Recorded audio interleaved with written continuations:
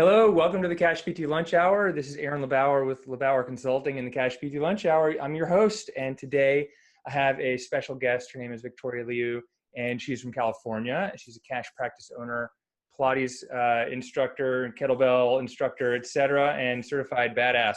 So, Victoria, welcome to the show. I'm excited to have you join us. Thank you. My pleasure. Yeah. Can you tell us a little bit about your business and who you are, like who do you help and what are you helping people do and where are you? Well, we're 100% cash, and let me see if I remember our UVP, our unique value proposition. We help active people stay fit, healthy, and mobile. What do I do? And help them return to doing the things they love to do, whether it's CrossFit, picking up their grandkids and playing with them, or running. We work with a lot of runners. Nice. And yeah, we offer some fitness classes, and we do one-on-one PT for an hour. We integrate Pilates, we integrate movement, kettlebells training into our therapy sessions. Yeah, that's awesome. And you're in Oakland, California, or are you one of the little cities right No. We're in the East Bay. We're about 30 minutes from Oakland. It's a town called San Ramon. Okay. And that's south of Oakland? Yeah. Right. Okay. Because I lived in Berkeley and El Cerrito for a little bit and San Francisco for 7 years. So. Yeah, I remember you saying that. Because you're a cyclist too. Yes. Yeah, exactly. I rode pretty much every street over in the East Bay, from Oakland north, and all in San Francisco. I was a messenger and did a lot of training in Marin. Oh yeah. Well, and you probably biked up Diablo. That's one of my favorite rides, Mount Diablo. Yeah. Oh yeah, it's awesome. Yeah, it's a really amazing ride. Awesome. So when did you start? Tell us a little bit. When did you start your business, and how did you know you even wanted to get into owning a business and a cash practice like that?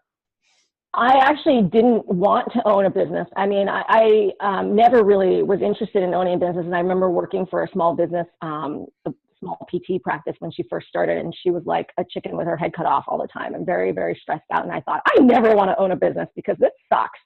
And but it kind of just fell into place because I was getting kind of burnt out a little bit, seeing patient after patient. And I'm like, well, where else, where's this going? I mean, I worked for a good clinic and everything. It wasn't like, I thought it wasn't a mill or anything. And I thought, well, this is one of the best places to work, and I'm still not really satisfied, and I'm not treating the way I want to treat, really. And I wanted more flexibility and freedom of my own schedule. I wanted to be able to go ride Mount Diablo at 9 o'clock in the morning without the traffic, and not see patients until noon or 1. And, I just didn't have the flexibility, and I really wanted that. Just wanted a different type of lifestyle. And I'm like, well, if the system doesn't, have space for me to do that, I got to create it myself. Mm-hmm. And so I was still working full time somewhere. And then I just started seeing patients on the side, like a side PT hustle, like people are talking about. And I just never really thought that it would grow, or, I always wanted that stability. And then somehow it started growing, and I started getting more patients, and I was trying to take time off my full-time job. And, that didn't go in line with the job. They wanted me full-time. I had a wait list there. I mean, we were really busy, and we had to part ways. And then I was like, shit, I got to do this for real now. Mm-hmm. I'm unemployable anywhere else. I already know what the good life is. I can't go work for somebody else now. I've had it too good. I'm just going to have to make it work. Right. So that's what happened. So I never intended to. It just worked out that way. Yeah. Yeah. Wow. So how long ago was that? That was 8 years ago. 8 years ago. Wow. Yeah. Wow. That's when we're a unicorn. I was like a unicorn, because that just, you didn't really see that. I think, was that around the time you started too? I started in 2008. So yeah, 9-10 years ago. Yeah. So we were like unicorns. It just didn't really happen, right? We're surrounded by insurance places. It's I don't know if this is going to work. Right. Well, that's awesome. So that's amazing. Well, congratulations. That's really cool. So what was the most challenging thing you faced when getting started with your cash practice? Just knowing what to do. I was just stumbling around blindly. I remember that feeling of fear and panic, oh my God, what if I don't have enough patients? What am I going to do? how am I going to get these people to come and see me? What's going to make it so that people want to pay cash to see me when literally around the corner, there's 3 places that take your insurance. Mm-hmm. I mean, why would people come see me? That was the scariest thing. And I had to ask myself that. Yeah, just getting people in the door first. Right. You know, Right. Did you have, so I know that, so when I was a massage therapist and practicing in San Francisco, I had a lot of people come see me. They were basically like, oh, I know when I tweak my back, I need to go see my massage therapist. It's a little different here in North Carolina, but do you find that your competition isn't just physical therapists and chiropractors, it's other professions, and how's that affect you? Totally. Like Pilates instructors, especially because I market and say, hey, we use Pilates in our practice. Well, then, why couldn't people just go to like Club Pilates and do the classes for a lot cheaper? But it is a different experience. It's a completely different experience. And you just have to make sure that you let the person know that. I mean, they can't necessarily work with people with pain. And they don't necessarily know what to do with someone with a spondylolisthesis. I mean, so that's who we market to, is people who want to exercise in a safe space with people who have the medical knowledge and the background. But yeah, absolutely. There's CrossFit coaches. There's a whole new breed of trainers. A lot of trainers, honestly, they teach movement better than PTs do. Right. And because they do it day in, day out, they own it. They move every day and they teach movement every day. And so, yeah, those people, and they spend the time with patients. Right. So like, you'll hear people say, I know a lot of trainers, and they're like, yeah, I helped that person with their back pain better than the therapist did. Right. Truly. That was my experience as a massage therapist. You're like, oh my God, no, I've been to PTs, chiros, physicians, and no one's ever touched me where I hurt. I'm like, how am I the first person to do this? Which it was an amazing experience to be on that side of things. But, I know when I was practicing in California, and it's been 12, 13 years now, you guys didn't have direct access. So if someone could come see me within 24 hours, but they couldn't come see you, within 24 hours. Has that changed your practice? And was that difficult, when you started 8 years ago? Was that a barrier at all? Honestly, I don't really remember. I remember thinking, oh God, we don't have direct access. Like, this is a pain. I think it was a little bit more difficult. But I don't remember it being a challenge for me in terms of patients. But it was a lot more freeing to have the direct access. Yeah. Because I think a lot of people, from different places, like, oh, we've got restricted direct access, and oh, I couldn't possibly do this. It sounds like that's not really, from someone in a state with a somewhat restricted direct access, it's not that big of an issue. No, I don't remember it really being much of an issue. I mean, you just had to be a little bit more on top of people about getting diagnoses and stuff like that. And truly, if people want to get reimbursed, I always recommend they get a prescription anyway, just in case. I just say that. Yeah. And so in California, is private insurance reimbursing for a direct access style visit to PT, or do they still requiring like a script of some sort? I think it really depends on the person's insurance. Just like anything. I mean, I have some patients with kick-ass insurance and they just pay everything. Right. And then I have some people they pay nothing.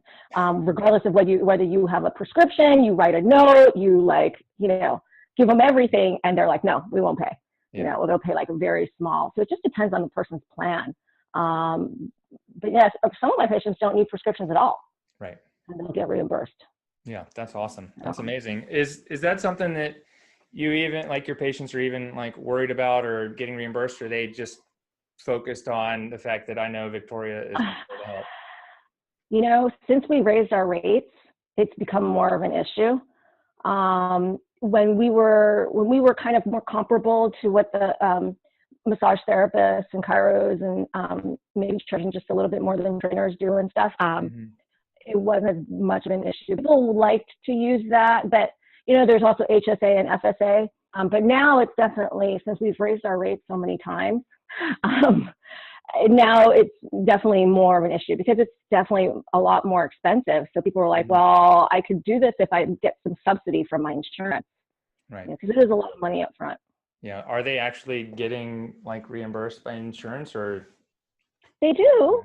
I mean, it depends on the insurance. Like I said, right? Some people, like I have some patients, 100%. Wow. Some 25%. Yeah. nothing. They have Yeah. no, like Kaiser. People from Kaiser will come and see us, right? Because they don't necessarily because Kaiser is a totally different system. Mm-hmm. And some people, really need more hand holding than what the Kaiser system allows. And so we will get a lot of patients from Kaiser because they just can't get the same kind of level or amount of care that they really feel like they need. Right. So are you still mostly getting patients by word of mouth, or are you doing advertising, marketing? What's been the best thing for you guys? The best patients we get are the ones that are word of mouth. Mm-hmm. They're the ones who already have some trust in us. They're the ones who will just pay, book online. They're like, I already know I'm going there. I'm going to just pay the, whatever cost it is, to get in.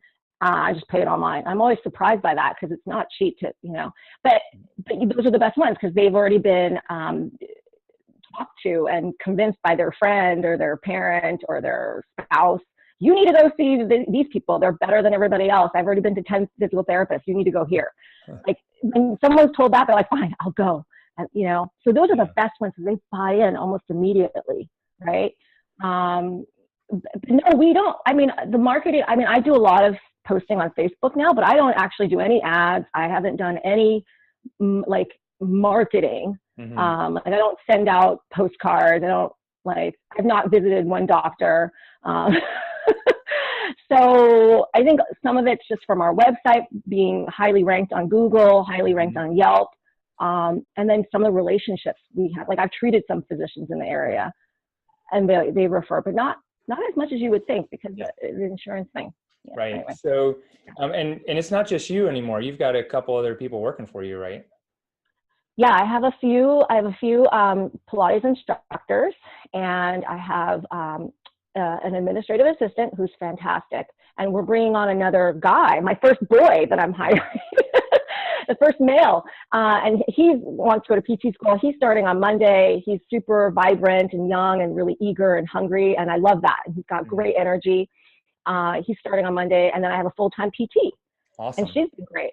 So we're having fun. Yeah. So you're seeing, and you're doing this, you're filling up almost 2 physical therapists schedule with just some word of mouth and social media. Pretty much. We've been pretty consistently busy. The reason why we raised our rates so many times is because I kept having a wait list. Mm-hmm. And I had hired independent contractors. I've had independent contractor PTs coming in and out for the past 2 years. And I was like, you know what? I just need to get one person I can invest time in and, time and effort in and mold them. And they are dedicated to the brand and the practice rather than people floating in and out. It helped me make money. It did. Mm-hmm. There was a purpose for everything, right? You just have to see if the independent contract, if it, fulfills a solution for you. If it fills a need for you, then it's worth it. But so was the independent contractor a little safer, but they didn't really buy in and stay long term? Was that what's happening? Yeah, it was safer for me, because fear. When you're afraid of hiring somebody, not filling their schedule, and you're responsible for their livelihood. Mm-hmm. They have a family. You want them to do well, and you're like, oh my God, that's a lot of responsibility. But independent contractors, they don't need insurance. Maybe their spouse has insurance. They just come in when you have patients. But then it got really frustrating because they would only give you set hours, right? Because they make their own hours. And then if we needed patients to get scheduled different hours, it was really frustrating to not be able to get patients in. And you can't direct them as independent contractors. You're not technically, right, directing them. They're of their own entity. Right, they get to control a lot of stuff, Right, you don't control anything. And if you really want to build something with your brand and you want things done a certain way, it just doesn't work. Mm-hmm. I learned the hard way. Right. Really. Yeah, Really. I talked to so many people. I remember when you were hiring someone, and I talked to so many people, and they were just like, these are the pros and cons of independent contractors and employees. And I decided early on, I want someone to do I want Aaron LeBauer's brand of physical therapy being produced out of our building, rather than 5 different people's brand. Yeah. so smart that you did it that way. Yeah. Well, you know, you live and learn. I mean, I've made plenty of mistakes myself. So, Yeah. you know what, let me go back to, you were saying that you had raised your rates quite a few times. Yeah.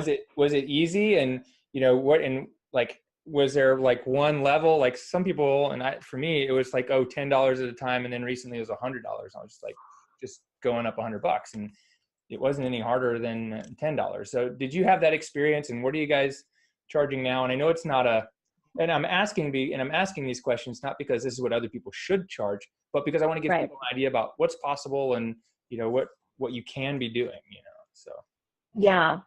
So, in the beginning, I raised it incrementally, like $15, $20 or something like that. And it was really no big deal. It was not a big deal. But so, like I said, any decision you make, you've got to think like, what solution does this give you? I mean, what need does it fill? Like, so the reason the last time I raised it just like $100, I was like, screw it. I'm just, because somebody said to me, well, one of my patrons had said this to me, you need to be like the Paul Mitchell of PT. Nobody gets to see Paul Mitchell. Like, Paul Mitchell has his people that he trains, and you can see the people that he trains, and they're pretty damn good, right? But if you want to see Paul Mitchell, you're going to have to pay like a lot more money, because Paul Mitchell just doesn't have enough supply for the demand, right? So this was the solution I was trying to have, because for a long time I've had like a month or 2 month long wait list, and I was working 5 days a week, and I went down to 4, and then the wait list went longer, and then I wanted to go down to 3 because I wanted to onboard this therapist, and I wanted to work on my business instead of working in my business. And so in order to go down to 3, I had to just jack up the price. I was like, you know what, let's just go crazy. I don't know who's going to pay this. I'm just experimenting. I could be shooting myself in the foot. I have no fucking clue. I'm just going to do it. And so I raised it to $350. Wow. So my eval rate is $350. And then a few people, so then I decided, you know what, I don't want to work at 6:30. I don't want to see patients at 6:30. So you know what, if you want to see me at 6:30, you're going to pay a $50 premium charge. People paid it. So I had to see people pay $400 to come see me. And that sounds like I don't mean to be bragging about that. I was shocked. I was shocked out of my mind, because I was like, who's going to pay that? Yeah, you sent me a message. You were like, holy cow, Erin, I think they booked online too, right? They booked online. One of them booked online. But he's been following me for a while on Facebook. And so here's the thing. If you think you have a need, his need was to get to his half marathon, right? Because he's a screwed up runner. And you think I can deliver that need, you will pay whatever. If it's worth it to you. If you want it bad enough and you think I can give it to you, you're going to pay that. But, you know, I don't know if that's sustainable. I don't know. I think it's been a month and a half or so, and people are paying it, but a lot less. I will say I am a lot less in demand now because of that rate. But that was the whole point, right? That it made me really uncomfortable. I was like, oh my God, what am I doing? But I just had to try it. And it did the job. Like, I am able to go down to 3 days a week now. Now I may reverse it back. I don't know. Like I said, I experiment. I'm just trying it out. I'm not saying anybody else should do this. Yeah. Well, you bought back your time. And that's the thing, is that you bought back your time, and other people are seeing your other therapist, right? Right. Yeah. Right. And are you guys charging the $350 for your other therapist, or how does that work? No. So my other therapist, we were charging $250. Okay. And then there's packages, and then follow-up rate is a little less than that. But, you know, we're experimenting. Like, I don't know. I mean, we might just do away with, you know, having different rates, and maybe we'll just make her one flat rate or something. So we're still playing around with it. And I think we're going to do some holiday promotions and stuff like that. And we just want to see what's supply and demand. And she's been really busy so far, but if it starts to fall off, I may lower my rates, or I might run a promotion or something. Right. Yeah. I'm learning. I'm trying things out. Yeah. So am I. You know, it's like, and everyone is, it's like, so these things are all different in every region and every location. If you have a really strong brand, if you're Paul Mitchell of PT, or Paula Mitchell of PT, and, my patient told me. you know, I mean, if you're a celebrity in your town, then everyone wants to see you are the people that you endorse. And I think that as long as we are giving people the result that they are really coming in for and not wasting their time, then it's absolutely worth whatever we charge them, because, you know, I'd pay thousands of dollars to have, you know, my life back, you know? Right. So, that's amazing. What's the, in all of this, what's been the thing that's been the biggest challenge for you in growing your business, or, you know, doing, you know, like building it, onboarding other people, raising your rates, whatever it is? Like, what's been the thing that's been the biggest challenge for you? Finding good people, staffing, you know, finding the right people. And I think I have a great group of people right now, but it's just hard finding good Pilates instructors who are willing to, you know, devote the time, because a lot of times instructors, you know, work at like 5 different places, and, you know, and then PTs, because what we do is so different. I mean, it is and it isn't. There's pieces that are the same across, right? PT, but we do something a little bit different. And so then training, people to do it that way, and having the right mindset, because if you hire people, mostly if you hire people who've been working as a staff PT, they just don't know how to sell physical therapy. They don't know how to sell what we do. You know, whereas trainers and stuff, they do that all the time. So you have to teach them how to think differently. They're just thinking like, okay, in the box, like, okay, they're out of pain, you're technically discharged from PT, but we actually have this whole transition to wellness thing. And that's what I mean by we're a little bit different. So you have to be able to train your people to do that. What's your biggest tip for hiring the right person? Like, what's the thing that's worked well for you in hiring the right employees? I'm still playing around with it. You know what? It's, so the PT that I have right now is great. And you know how we were in the same triathlete community. So you have to have like similar interests, or be able to speak to the same type of community of patients that you want to treat. And then she actually came to one of my Restore Your Core classes. And so she knew me a little bit more. So I feel like if you, it's like word of mouth too. It's a little bit of word of mouth. Like, it's better to have people who are introduced to you, or you've met personally, maybe at a course or something, or people who follow you and they see what you're doing on Facebook. They kind of get an idea of what kind of person you are, and then they want to come work for you. That actually has worked out better for me, even with independent contractors. That's how I've actually gotten. It's not really through Indeed very much. Yeah, through like your own personal network of people. Yeah, and just putting yourself out there. Yeah. Because now, you just have to be willing to put yourself out there. Is there something about the hiring process that you're like, oh, I shouldn't have done that? Other than, I think, hiring an independent contractor the first time around, it sounded like that maybe that was it. But is there anything else? You know, just having your checklist and systems in place first. Because a lot of times I was like scrambling. Oh my God, I have too many patients. I need to hire someone now. Like, if you're breathing, come see my patients. And that was a big mistake. Like, seriously, because they didn't really treat them the way you wanted them to be treated. And then you would get feedback like, I didn't think that was as good as you, and whatever.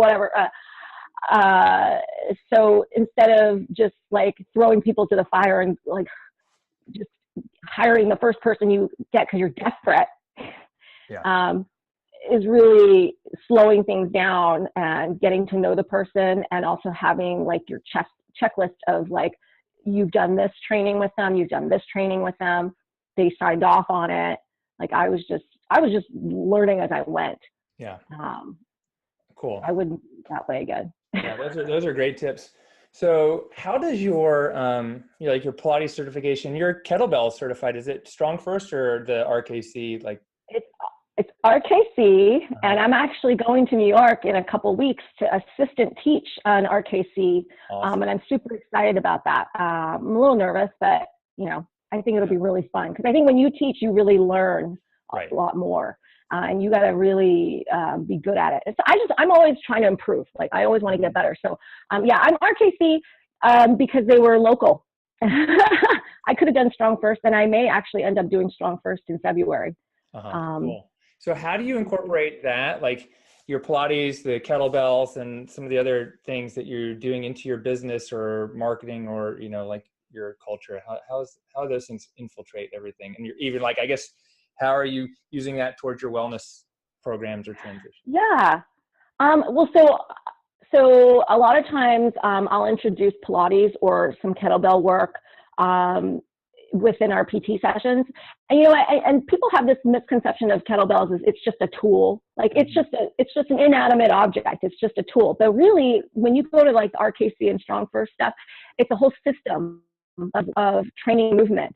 And it was really eye-opening how good some of those instructors are. So anyway, when I say kettlebells, I don't mean just the tool itself, but it's like the whole system of movement. So I'll introduce patients to it during our sessions, and then I develop some classes, some small group training, right? So it's not classes like 10 people, but it's maybe like 6 people, and they pay a little bit more, but it's like group personal training. It's like personal training at a reduced cost, right? Or like a 6-person Pilates session or whatever they, you know, some people.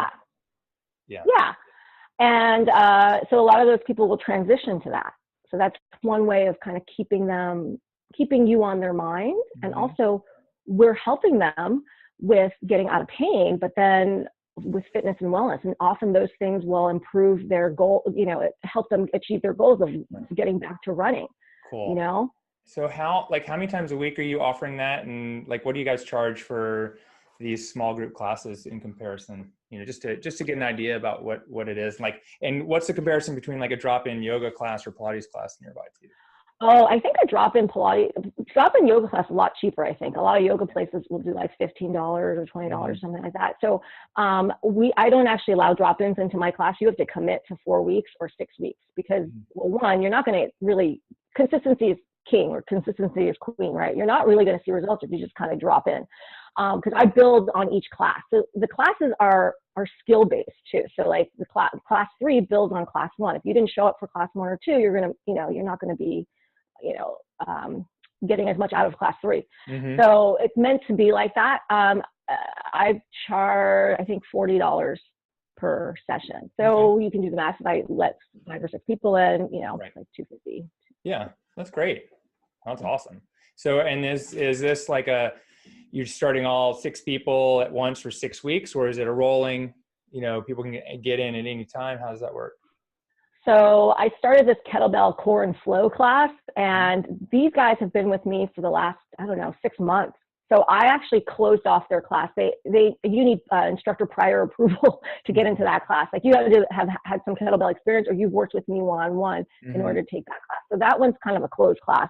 So I started a new one called Kettlability. It's kettlebells and mobility, because I see a need for it. And so when I see my patients and I see what they need, I'm like, okay, let's make a class for you. Because there's a few of you like that. So then so that's a one-on-one. So that's, kettlebells 101. And so that's new. And so, we got to have different levels. Right. And then how, is after that, are you sending people somewhere else, or is it to keep them into like a continual class? What's the plan for them, beyond these kind of mobility introductory, classes? So like that kettlebell core and flow one, those guys have stayed with me for 6 months. Right. Yeah. So we just keep rolling. And so for this kettlability class, we may just keep rolling it over. I'm not sure. It's an experiment. I just try stuff. Right. And I do have these one-day workshops too, where like people pay like $75 or something, and they get like an hour and a half, and I have like 6 people. It's just one day. They just want to learn how to do kettlebells on their own. And some of those that's just a one-day thing. They can do kettlebells on their own, or they can join in one of my classes.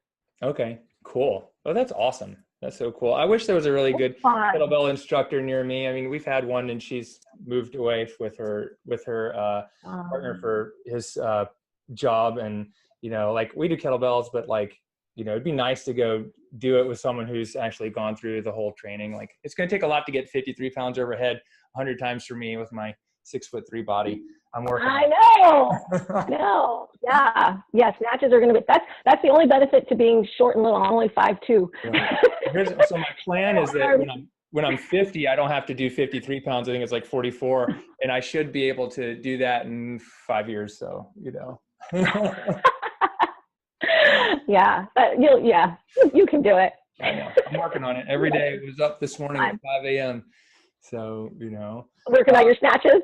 Working on my snatches. We did snatches, and we did handstand push-ups and pikes and some Awesome. jumping rope and some other good stuff like that. So. Yeah, if you ever come out to Cali, we could go do like a workout together. Yeah, we'll have to do that and a bike ride too. I got to get a bike. Oh yes.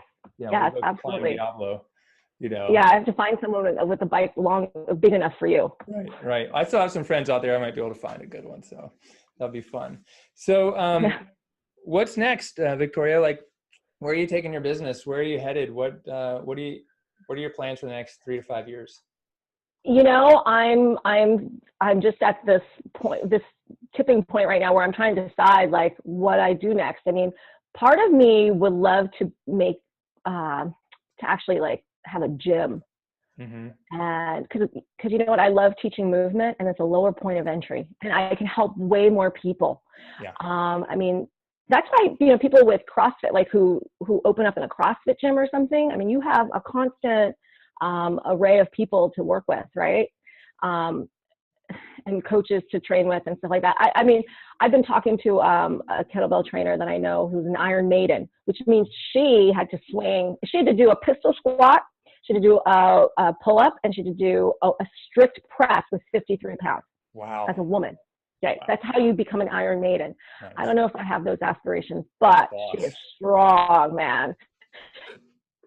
So anyway, she and I have been talking, and she wants to open up more kettlebell studios and gyms, and maybe she wants to do one in East Bay, and maybe we partner up. I don't know. We're just talking. Again, so I'm thinking. And yeah, because I love the fitness side of it. I love having both things. Or the other thing I'm thinking about is becoming maybe a hybrid practice. So I've been 100% cash. But somebody opened my eyes recently, and he's been able to actually be in network with some insurances or take some insurances and still deliver high quality care. He still sees patients 1 an hour. Now, I got to look more at that model to see if it's doable here in California. My feeling is probably not. I think you have to stay out of network to actually make that work here, because of everything's just more expensive here. Reimbursement just sucks everywhere. Rent is high there too, so you know. Rent is really high here. So I'm thinking about that because, you know, I would love to treat and help a bunch of people, but now that my rate is so high, I end up closing out a lot of people, and that was a little bit of an ethical dilemma for me too. And that's why I'm still thinking about it. Like maybe I'll lower my rates back down, and maybe I'll do a little bit of a hybrid practice. I'm not sure. From my perspective, and you've mentioned this already, I feel, and you said, you know, trainers have better, like they coach movement a whole lot more.